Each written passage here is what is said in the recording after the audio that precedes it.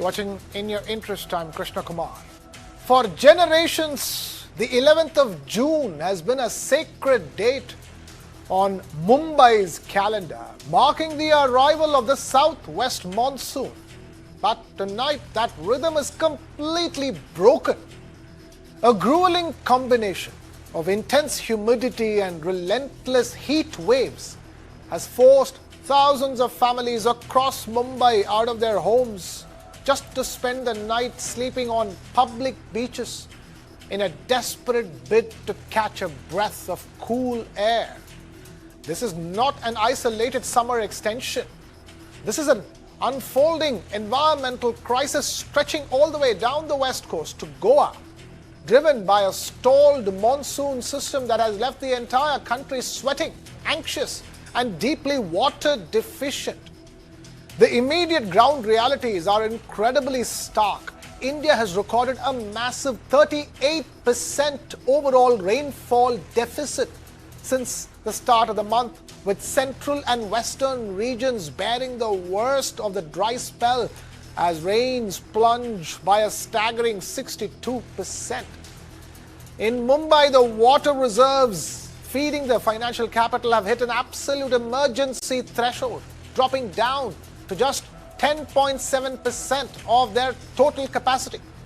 In response, the civic body has imposed an immediate 10% water cut for all residential neighborhoods, while commercial hubs and local factories are grappling with a steep 20% supply slash. To make matters worse, an overburdened electrical grid has triggered frequent power outages, rendering air conditioners useless and turning apartments into veritable ovens. Down in Goa, the picture is equally distressing.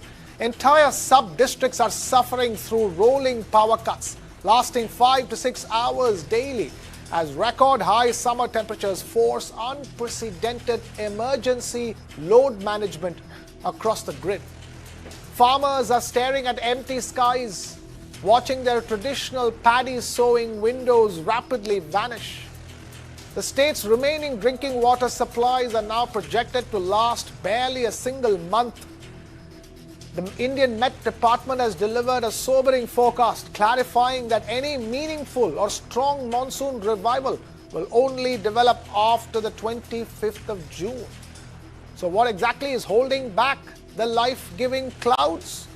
Well, meteorologists point to a formidable global culprit. A developing El Nino system is actively suppressing tropical rainfall over the subcontinent. Simultaneously, dry continental winds are acting as a physical block, pushing monsoon clouds away from the coastline before they can move inland. The critical moisture flow from the Arabian Sea has turned incredibly weak, and the Indian Ocean is offering virtually no atmospheric support. This is not the first time India has faced such setbacks. In 2023, the country saw its driest month of August in over a century. A strong El Nino caused a 14% rainfall deficit in 2015. Similar problems of delayed arrival and below normal rainfall were recorded in 2014, 2009 and 2002. The big questions that we are asking: why has the monsoon remained weak even after its normal arrival date in many parts of the country? What immediate steps can Mumbai and Goa take to manage water and power supply during this dry period? How much of the current deficit can be blamed on El Nino, and how much on other weather factors?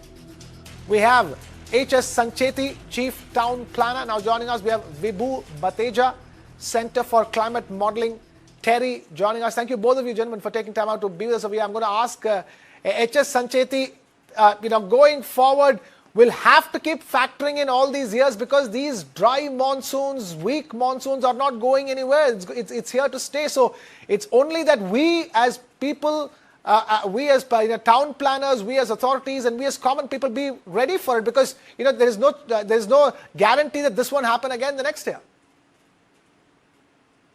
You are very much right that El Nino and the climatic changes have changed the formation of the rains in India.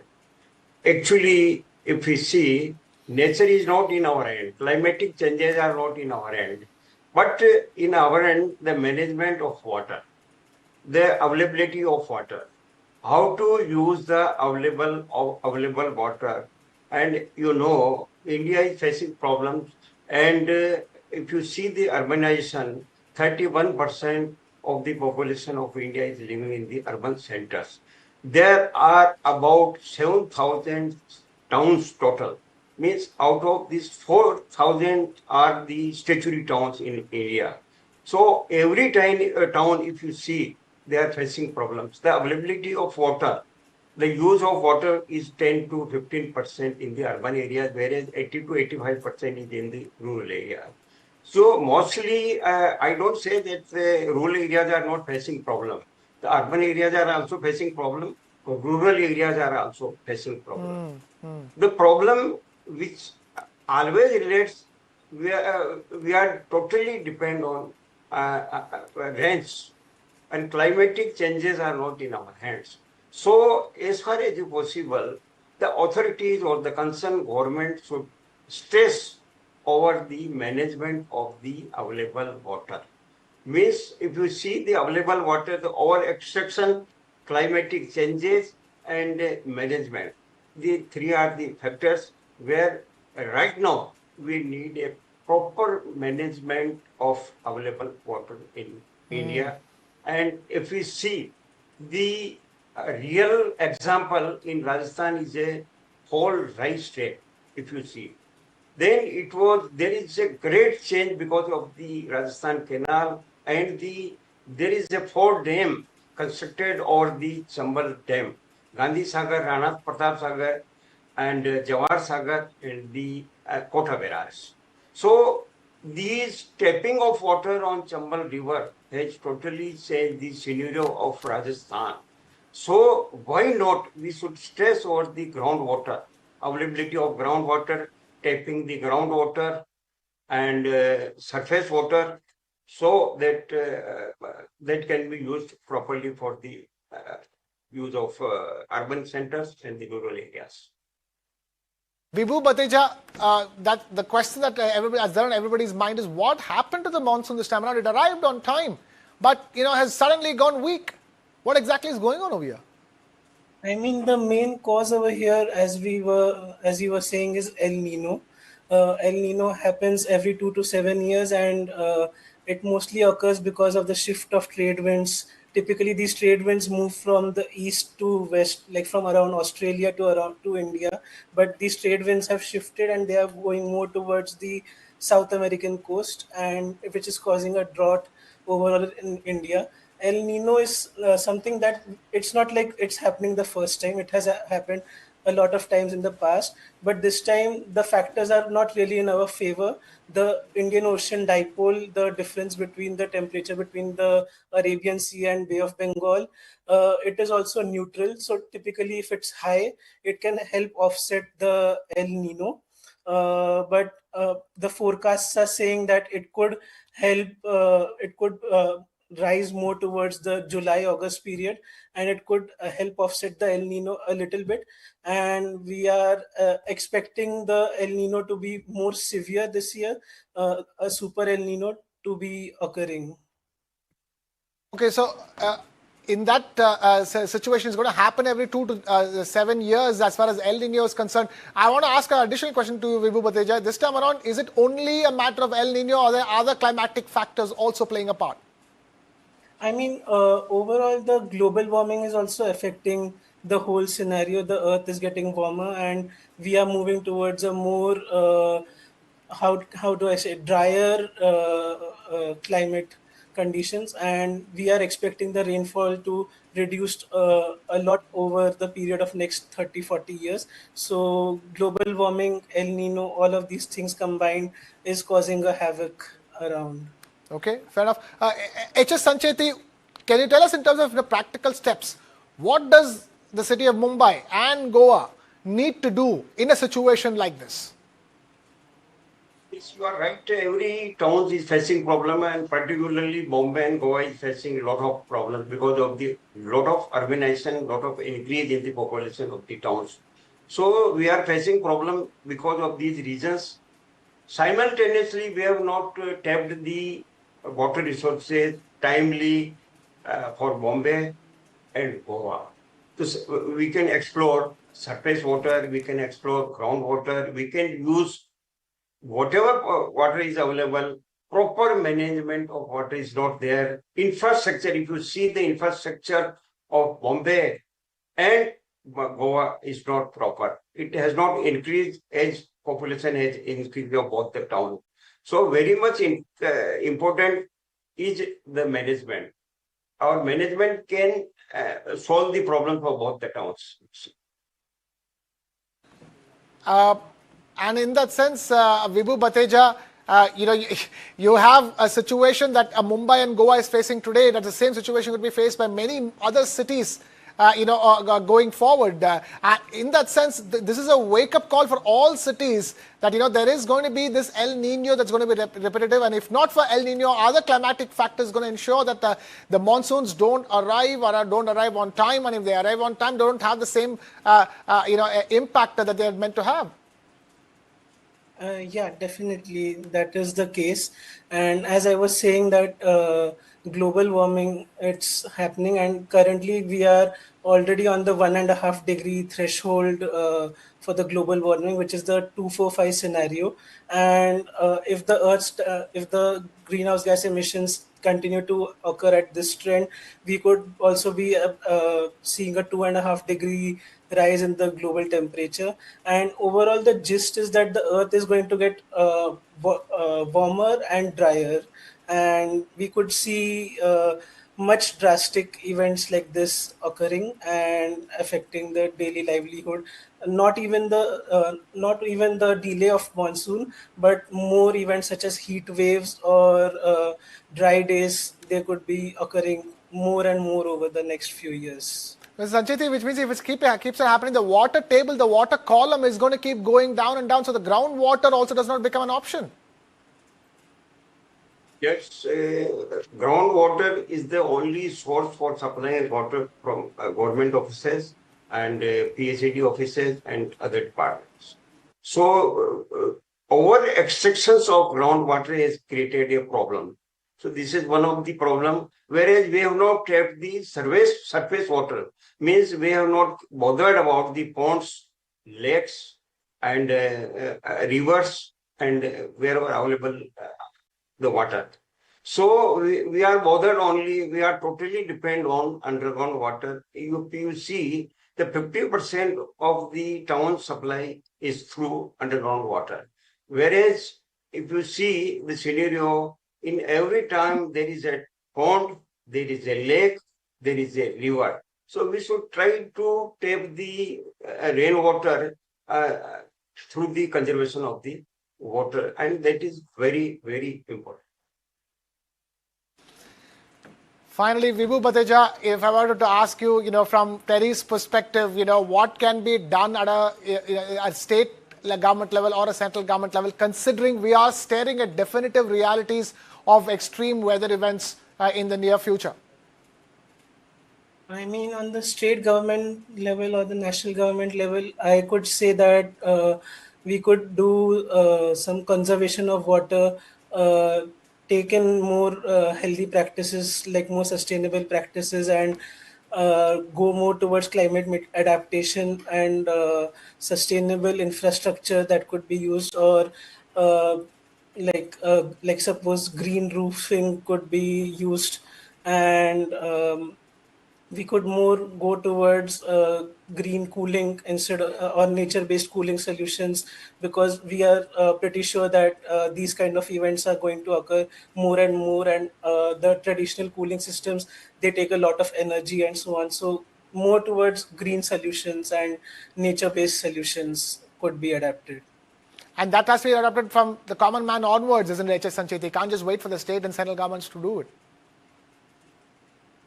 Yes, of course, it is the main duty of these governments, concerned state governments or whatever help we can get from the India government, so we should give maximum stress as far as infrastructure is concerned on water supply.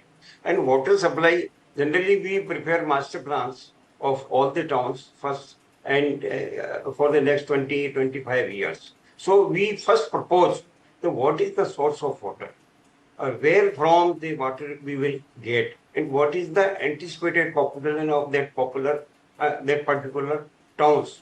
So first you have to search the source of water, then proper use of water, then management of water, then if you misuse of water in washing the cars and all other clothes and so many other things. So best water which is being used for the other purposes, not for drinking water. So government should prepare, or although there are many policies launched by the state governments and the central government, but practically they are failure. In fact, when we talk about the practical ground on the ground, so execution of the policies, proper execution of the policies, and timely pollution use of and execution of the policies is very, very important.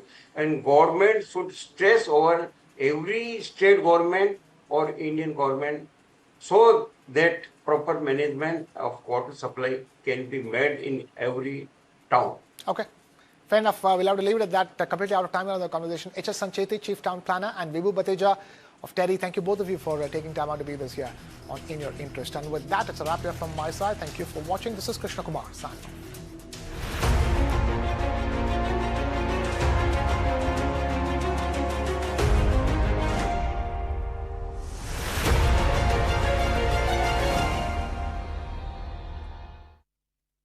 Line Desert King dates Oman देश में स्थित line dates की factory में अच्छी quality के dates चुनकर अच्छे से साफ करके उन्हें अपनी इंडिया की इस विशाल लाइन डेट्स की फैक्ट्री में भेजकर हाईटेक मशीनों द्वारा बिना हाथ लगाए अच्छे स्वास्थ्य के लिए आप तक पहुंचाया जाता है। पोषक तत्व वाले लाइन डेजर्ट किंग डेट्स ही खरीदें। लायन डेजर्ट किंग डेट्स, सिंह जैसी शक्ति मुझ में।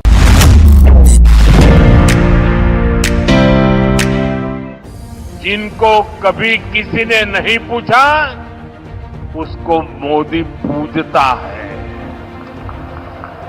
जिस नॉर्थ ईस्ट को भुला दिया गया था वो साल 2014 के बाद विकास की प्राथमिकताओं का केंद्र बन गया है। With the right policies and strong determination, even geographical distances can be transformed into opportunities for development. The rapidly growing and empowered Ashtalakshmi, the Northeast stands as proof of this transformation. For a long time, the Northeast was affected by insurgency and internal conflict. However, after 2014, the peace initiatives undertaken by the Modi government have brought a new wave of development and hope into the lives of the citizens. In the last 12 years, violence in the Northeast has witnessed a significant decline. Between 2015 and 2025, the number of violent incidents reduced to around 2,742 only. During its 12-year tenure, the Modi government has signalled several major peace agreements across the Northeast. As a result, more than 10,000 insurgents have laid down their arms and chosen to return to the mainstream. पिछले जो 12 साल बीते उसमें ये connectivity सुधरी तो बहुत सी ऐसी चीजें सुधर गई जो साफ साफ दिख रहा है कि पूर्वोत्तर देश की विकास की मुख्य धारा में शामिल हुई। जो उग्रवाद था यानी जो मिलिटेंसी थी उसको पूरी तरह से काबू में करना, उसके लिए बाकायदा भारत सरकार ने इन जनजातियों के लिए अलग अलग राज्यों के बीच में समझौते कराए। From look east to act east, the Northeast has emerged as an example of transformation across sectors.